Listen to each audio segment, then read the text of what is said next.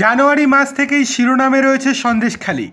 Ration দুর্নীতিকাণ্ডের তদন্তে সেখানকার শেখ শাহজাহানের বাড়িতে গিয়েছিল ইডি। কেন্দ্রীয় এজেন্সির ওপর হামলা হতেই পাল্টে গিয়েছিল সম্পূর্ণ চিত্র। ইতিমধ্যেই গ্রেপ্তার হয়েছেন শেখ শাহজাহান। এবার আরও তিনজনকে তলব করল কেন্দ্রীয় এজেন্সি।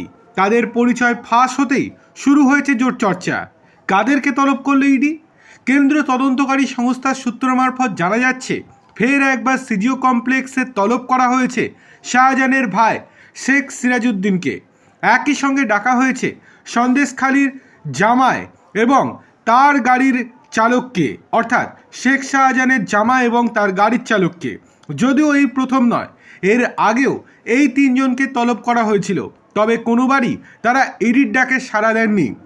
কেন্দ্রীয় এজেন্সির সূত্র মারফত জানা যাচ্ছে, আগামী বৃহস্পতিবার এবং শুক্রবার শাহজাহানের ভাই, জামাই এবং গাড়ির চালককে তলব করা হয়েছে।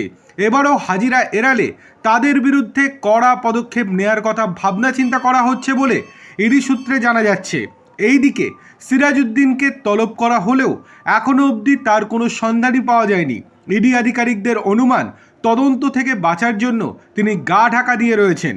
তদন্তকারী সংস্থার সূত্রের খবর, 2018 থেকে 2024 সাল অবধি সন্দেশখালী এবং নেজর থানার নারী নির্যাতন, এলাকাবাসীর ওপর জুলুম এবং জমি দখলের যে সকল অভিযোগ দায়ের করা হয়েছে, তাতে শাহজাহান ছাড়াও শিবু হাজরা এবং অন্যান্যদের নাম ছিল।